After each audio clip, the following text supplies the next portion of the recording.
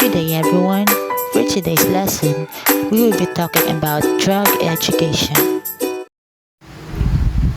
Drugs are substances that affect the way our body and our mind function. They can change how a person feels, think, behave. Why people take drugs depend on variety of reasons, and they take it in different ways. People take drugs for various reasons, such as curiosity, stress relief, and peer pressure. So today we're talking about substance abuse, alright? Kasi according to World Health Organization, substance abuse is like the harmful use of stuff like alcohol, illegal drugs, or even meats na prescribed. I mean, di ba, we think it's chill, pero in the long run, it messes you up, bro. So, check it sa PPTs. Meaning, don't abuse alcohol cause it's bad for your health, fam. And then there's this guy looking all dizzy, parang may hangover vibes, kasi that's how it feels when you abuse substances. And of course, may mga bottles of mead sometimes. They're okay, pero if you overdo it, like, it's not good. Bottom line, don't abuse anything, okay? Take care of yourself. Don't mess up, and let's be healthy for real. The substance of abuse. First, we have cravings.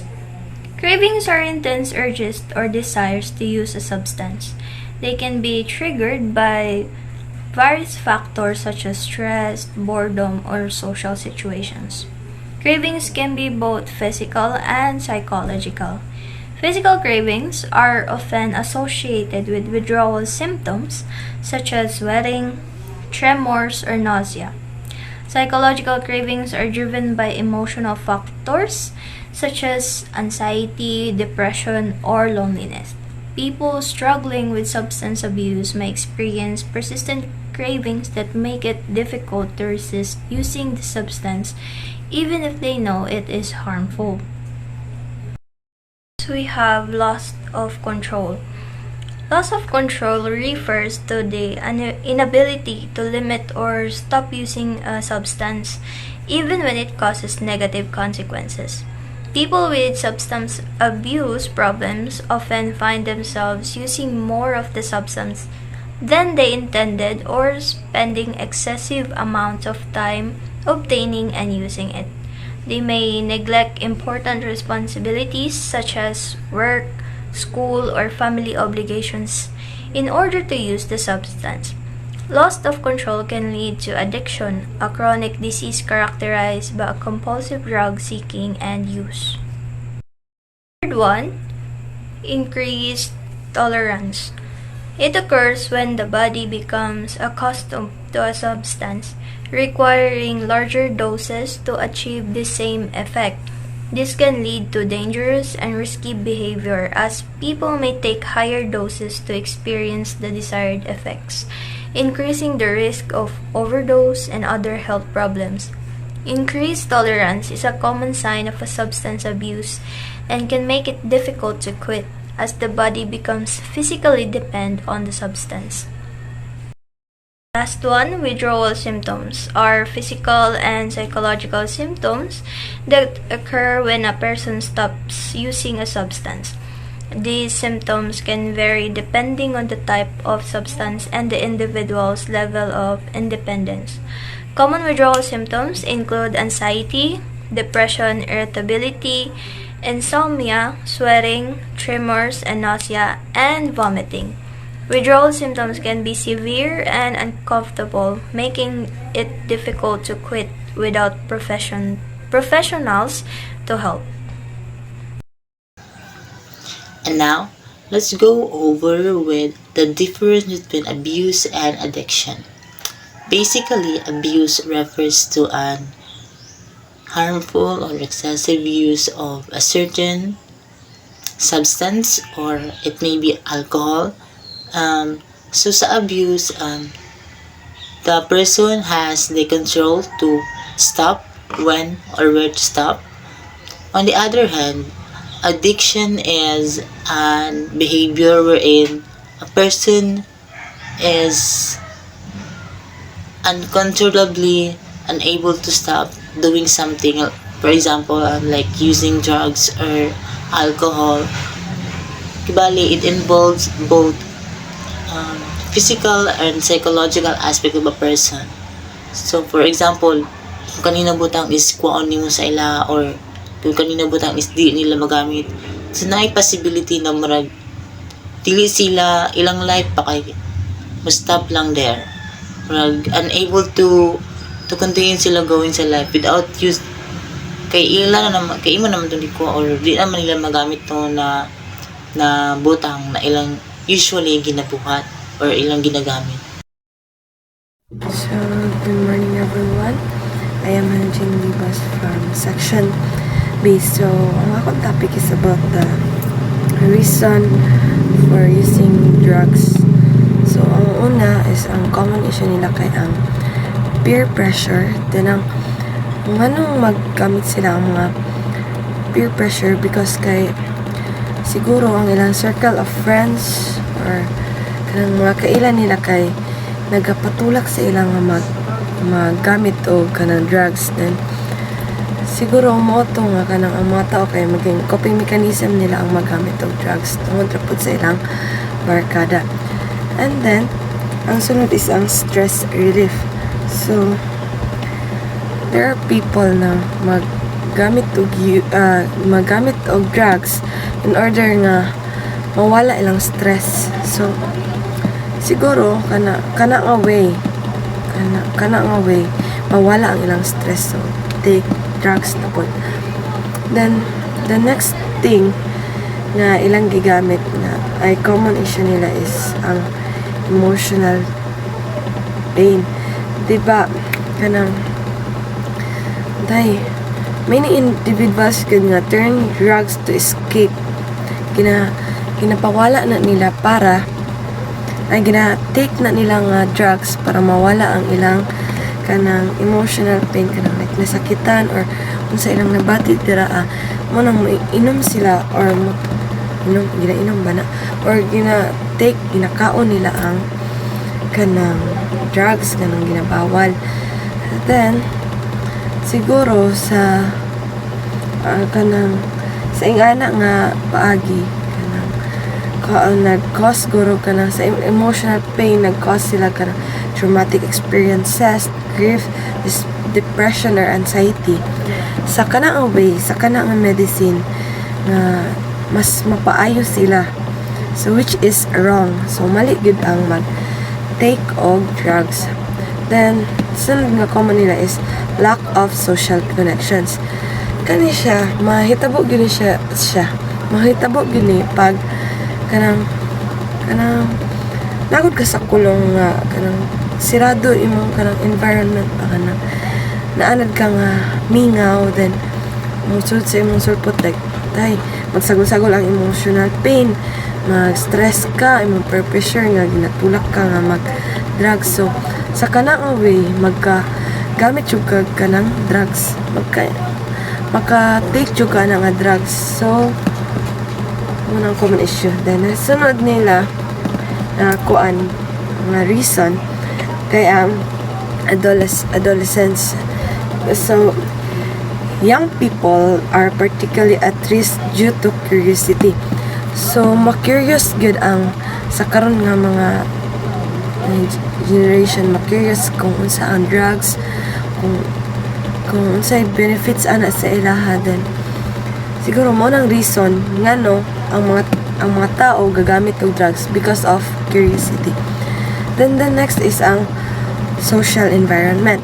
So ang social environment is in which a person lives and interacts significantly impacts drug use. In communities where drug use is normalized, access is easy, or there's a lack of supportive relationships.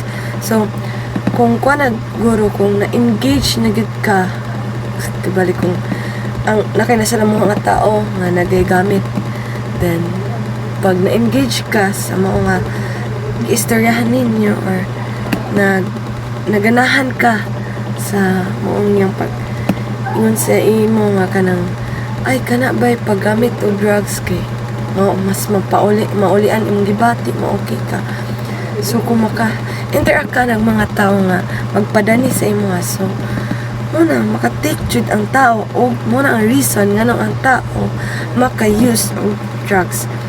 So mo lang ni sila ang kanang reason, dili lang kani but naa pa gyud ay kanang other reason, but kani lang sila 1 2 3 4 5 6 reasons na ang tao maggamit og drugs. So first is the peer pressure, second is stress relief, emotional pain, lack of social connections, adolescence, and social environment. So kana lang.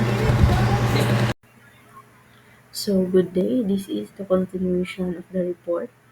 So, I'm going to discuss about the commonly abused drugs. So, number one in the list is the marijuana. So, marijuana is also has a street names. Some of these is the weed, grass, or pot.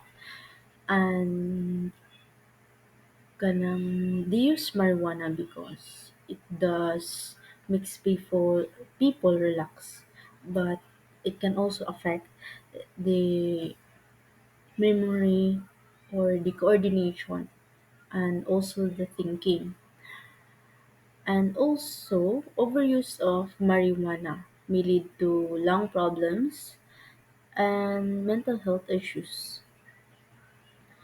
So they use marijuana mostly using smoking, like ginasigarilyo nila, like kanang bitong 'di ba naman tay kanang ginalikit. So more siya something mo to ikalaman. I don't know what they call that kanang basta ang ginalikit nila. Then instead nga mag-use sila og kanang SSS or the kanang so instead they will use a tobacco or ginabutang nila ang marijuana. So, ang naong sa marijuana is something like, I don't know if you're familiar with the balanghoy, kanang leaves sa balanghoy. Mo siya something para sa ako, more siya nawingana. Then, it can also brewed as tea or ginasagol pud siya sa mga pagkaon. Then next is the alcohol. I think we are all familiar what is alcohol. So alcohol has a strict names of some of these is the booze and hard stuff. Kasi strict names, which is like marijuana. So ginaunsa na siya paggamit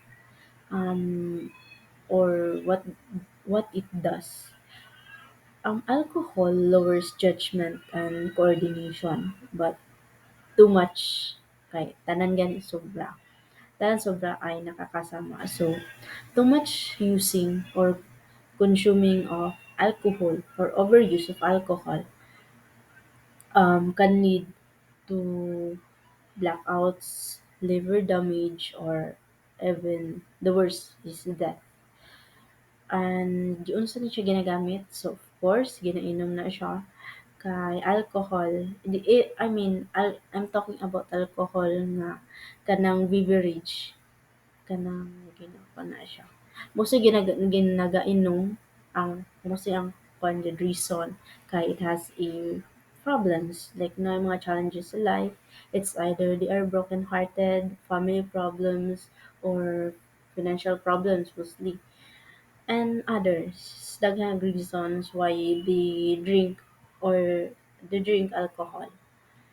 The next is the ecstasy. So ecstasy has a strict name of E or X or lover speed. And ecstasy creates feelings of happiness. So and it does not only happiness but also energy. But it can also cause confusion. So na siya ka ng positive or siya yung negative. the positive, it creates feelings of happiness and energy. But on the other hand, it can also cause confusion, depression, and brain brain damage over time. So, ginagamit ni ang ecstasy usually swallowed as pills or capsules because ecstasy is tablets like in the picture in the PowerPoint you can see it. Mo siya og kanang paracetamol o forma. So you can just take it inom na siya.